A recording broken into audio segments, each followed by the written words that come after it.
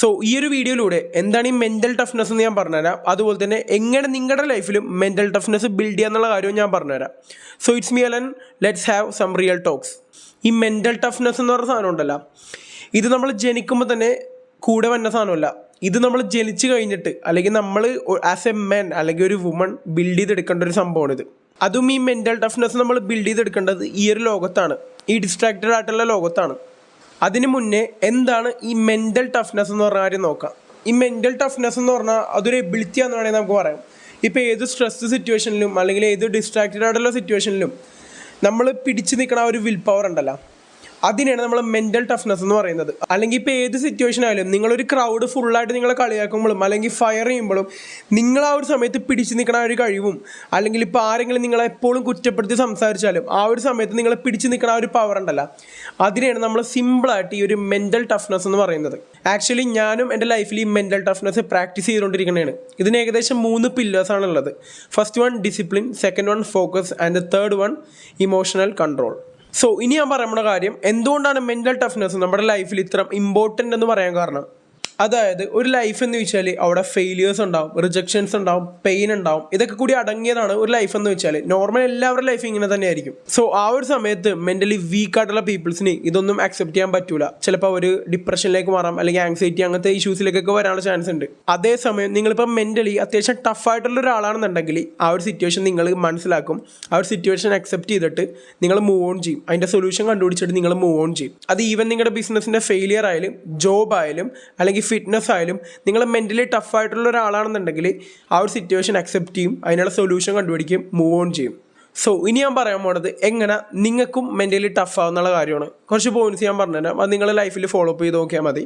So അതിൽ first one, നിങ്ങൾക്ക് mentally ടഫായിട്ടുള്ള ഒരാളാവണമെന്നുണ്ടെങ്കിൽ നിങ്ങൾ ആദ്യം നിങ്ങളുടെ ബെഡിൽ നിന്ന് തന്നെ തുടങ്ങണം. നമ്മളെല്ലാ ദിവസവും രാവിലെ എണീക്കണേ മുന്നേ നമ്മുടെ ഫോണിൽ അലാറം അടിക്കുമ്പോൾ നമ്മുടെ എല്ലാവരുടെയും ബ്രെയിനിൽ തന്നെ എന്താ 5 മിനിറ്റും കൂടി അല്ലെങ്കിൽ ഒരു 10 മിനിറ്റും കൂടി അലാറം സ്നൂസ് ചെയ്തിട്ട് കിടന്നുറങ്ങാമെന്നല്ലേ. സോ ആ ഒരു ഹാബിറ്റ് ഇന്ന് തന്നെ ലൈഫിൽ നിന്ന് എടുത്ത് മാറ്റുക.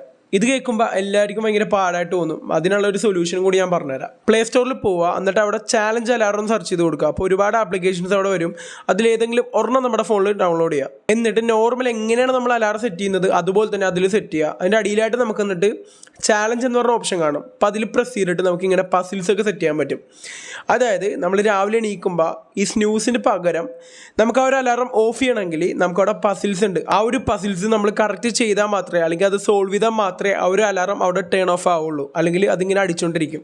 സോ നമ്മൾ എങ്ങനെയെങ്കിലുമൊക്കെ രാവിലെ എണീറ്റിട്ട് അത് ഓഫ് ചെയ്യാൻ നോക്കും. അങ്ങനെ ഓഫ് ചെയ്യാൻ നോക്കുമ്പോൾ ഓട്ടോമാറ്റിക്കലി നമ്മുടെ ഉറക്കോടെ പോകും. സോ ഇതെപ്പോഴും രാവിലെ അലാറം സ്നൂസ് ചെയ്തിട്ട് കിടന്നുറങ്ങുന്നവർക്ക് പറ്റിയൊരു ബെസ്റ്റ് ആപ്ലിക്കേഷനാണിത്. So do check it out. So ഇതാണ് നമ്മുടെ ബ്രെയിനിന് കൊടുക്കാൻ നമ്മുടെ ഫസ്റ്റ് ടഫ്നെസ് എന്ന് വെച്ചാൽ.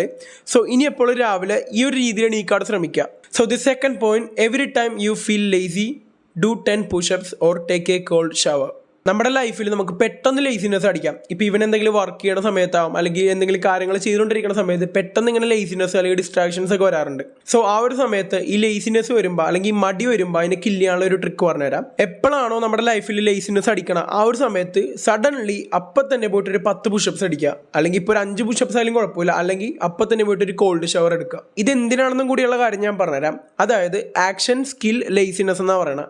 അതായത് നമ്മൾ എന്തെങ്കിലും ആക്ഷൻസ് എടുത്തു കഴിഞ്ഞാൽ അതിപ്പോൾ ഏതെങ്കിലും ചെറിയ ആക്ഷൻ ആയാലും അല്ലെങ്കിൽ ഏതെങ്കിലും വലിയ ആക്ഷൻ ആയാലും അത് നമ്മുടെ ലേസിനെസ്സിനെ ഒഴിവാക്കും അല്ലെങ്കിൽ കില്ല് ചെയ്യും. നമ്മുടെ മൈൻഡ് ആ സമയത്ത് നോ പറയുമ്പോൾ നമ്മളിങ്ങനെ ചെറിയ ചെറിയ ഡിസ്കംഫേർട്ട് ആക്കുന്ന ആക്ടിവിറ്റീസ് ചെയ്ത് കഴിഞ്ഞാൽ നമ്മുടെ ബോഡി പറയും എനിവേ എന്തായാലും നമ്മൾ തുടങ്ങി, ഇനി അതും കൂടി കംപ്ലീറ്റ് ചെയ്തേക്കാം എന്നുള്ളൊരു തോട്ട് കൊണ്ടുവരും. സോ അങ്ങനെ നമ്മുടെ വർക്കിലായാലും സ്കില്ലിലായാലും നമുക്ക് കൂടുതൽ നേരം പ്രൊഡക്റ്റീവായിട്ട് വർക്ക് ചെയ്യാൻ പറ്റും. So the third point, don't complaint for 24 hours.